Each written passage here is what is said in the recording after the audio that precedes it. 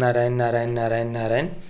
दोस्तों, आज हम साउथ कोरिया की एक टेलीविजन सीरीज का रिव्यू करने वाले हैं जिसका नाम है स्वीट होम। इसे करीब 2 महीने पहले यानी 18 दिसंबर 2020 को नेटफ्लिक्स पर रिलीज किया गया था। इसका हिंदी डब्ड वर्जन भी नेटफ्लिक्स पर अवेलेबल है अगर आप इसे देखना चाहते हैं तो। अब देखिए, मैं थोड़ा सा बिजी हूँ इसलिए जितना हो सके संक्षेप में मेरा एक्सपीरियंस आप सबके साथ में शेयर करने वाला हूँ।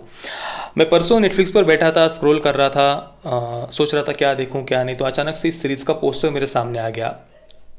इंटरेस्टिंग लगा मुझे पोस्टर, चित्र विचित्र मॉन्स्टर्स दिख रहे थे मुझे, तो सोचा चलो देख लेते हैं आखिर क्या है ऐसा इस सीरीज़ में। क्लिक किया तो देखा लगभग 1-1 घंटे के 10 एपिसोड्स है। तो वो 10 एपिसोड्स इतने बड़े बड़े देखकर तो पहले तो इच्छा मर गई थी, पर फिर भी सोचा चलो यार थोड़े मॉन्स्टर्स वगैरह है, ऐसा कुछ मुझे देखने की इच्छा हो रही थी, ज़ोंबी या मॉन्स्टर्स पर आधारित फिल्में सीरीज़, इसलिए मैंने फिर इसे क्लिक किया, देखना शुरू किया मैंने इसे। सबसे पहले मैं इसकी कहानी संक्षिप्त में आपको बताता हूँ।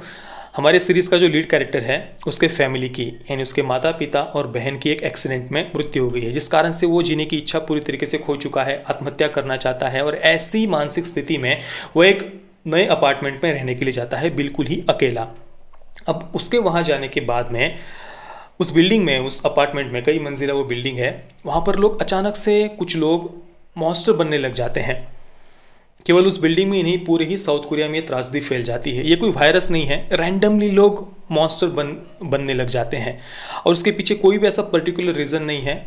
एक जगह पर कहा गया कि उनके लालच के कारण कोई मॉन्स्टर बन रहा है, दूसरी जगह पर कहा है कि उसके लालची स्वभाव या गलत मानसिकता के कारण लोग मॉन्स्टर बनते जा रहे हैं। पर अगर वो अपने उन गलत विचारों पर, उन गलत भावनाओं पर अगर वो कंट्रोल कर लेते हैं तो वो मॉन्स्टर बनने से बच भी सकते हैं।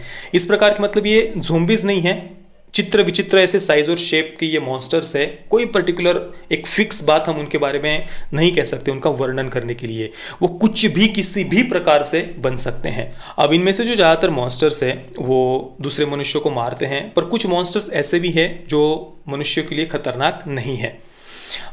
तो ऐसे समय में इस बिल्डिंग की, ये जो इस अपार्टमेंट में रहने वाले ये जितने भी लोग हैं वो किस प्रकार से सर्वाइव करते हैं या सर्वाइव करने के लिए वो क्या क्या प्रयास करते हैं, यही हमें इस पूरी सीरीज़ में दिखाया गया है। अब देखिए, सीरीज़ देखना जब हम शुरू करते हैं तो शुरुआत में तो उतनी इंटरेस्टिंग हमें ये सीरीज़ नहीं लगती है। एक तो इसके कैरेक्टर्स मुझे पर्सनली उतने इंटरेस्टिंग नहीं लगे। ऊपर से ये जब मॉन्स्टर्स लोग बनने लग जाते हैं तो शुरुआत में तो थोड़ा सा इंटरेस्टिंग लगता है कि यार चलो अब क्या दिखाएंगे, वो मॉन्स्टर्स बन रहे हैं लोग। पर उसके तुरंत बाद में वहाँ के उस अपार्टमेंट के लोगों का जो रिएक्शन पहले ही एपिसोड में जो हम देखते हैं ना, जब उनके सामने पहली बार एक भयानक सा ऐसा मॉन्स्टर आता है जिसके मुंह में से ऐसे बस कुछ निकलते जाता है, उसकी जीभ कही या जो भी है, और उससे वो लोगों को खून पी ले रहा है, पूरा चूस ले रहा है लोगों को। इतना भयानक मॉन्स्टर उनके सामने है। पर उसे देखने के बाद में जो उन लोगों का रिएक्शन दिखाया है ना, वो देखकर ऐसा लगता है यार ऐसे कौन रिएक्ट करता है। तो वो एक थोड़ा सा उन लोगों के रिएक्शन कुछ कुछ जगहों पर सीरीज में हमें बिल्कुल ही अजीब लगते हैं, वो परेशान करते हैं उन लोगों के रिएक्शन हमें। पर इसके बाद में इस अपार्टमेंट के जो लोग हैं उनकी पर्सनल लाइफ या उनके पर्सनल इमोशंस या वहाँ पर सर्वाइव करने के लिए वो क्या क्या कर रहे हैं, कुछ कैरेक्टर्स की फ्लैशबैक स्टोरी भी हमें दिखाई गई है, तो वो देखने में थोड़ा सा हमारा इंटरेस्ट बना रहता है। और शुरुआत के 3-4 एपिसोड में वो बहुत ही भयानक से ढेर सारे अलग अलग चित्र विचित्र ऐसे मॉन्स्टर्स भी हमें दिखाए गए हैं, पर वो केवल चौथे एपिसोड तक ही है। उसके बाद में ये सीरीज़ अचानक से इतनी स्लो हो जाती है, ऐसे लग रहा था जैसे इस सीरीज़ के जो मेकर्स हैं उन्होंने नेटफ्लिक्स के साथ में 10 एपिसोड का कॉन्ट्रैक्ट साइन किया है और उनके पास में दिखाने के लिए कुछ भी नहीं था, इसलिए बीच के फिर 5वां, 6वां, 7वां ऐसे ये जो 3-4 एपिसोड है बीच के, उनको ज़बरदस्ती बस उन्होंने खींचा है। ज़बरदस्ती स्लो मोशन में कुछ बातें वो दिखाए जा रहे हैं जिनका कोई भी मीनिंग नहीं था, ना ही कैरेक्टर डेवलपमेंट में वो बातें कोई हेल्प कर रही थी सीरीज़ को। फिर 8वें 9वें एपिसोड के बाद में थोड़ा सा सीरीज़ फिर से इंटरेस्टिंग होने लग जाती है और बिल्कुल एंडिंग वाला जो एपिसोड था, 10वां एपिसोड, जहाँ पर ये जो लीड कैरेक्टर है इस सीरीज़ का, उसमें जो एक अचानक से चेंज दिखाया गया है, वो एक अचानक से उसके अंदर एक स्पेशल पावर्स आ जाते हैं। वहाँ पर जाकर थोड़ा सा हमें इंटरेस्टिंग लगता है कि चलो यार कुछ तो अलग हुआ सीरीज़ में, भले ही 10वें एपिसोड में आकर सही, पर कुछ तो अलग हुआ। पर उसके बाद में हम देखते हैं यार सीरीज़ तो ख़त्म होने को आ गई।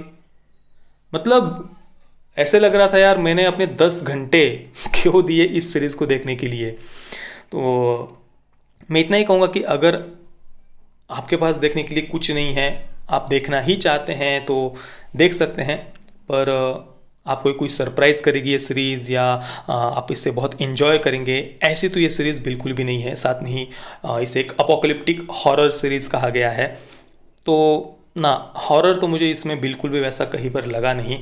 उल्टा ये जो मॉन्स्टर्स थे वो कुछ जगहों पर हमें फ़नी लगते हैं।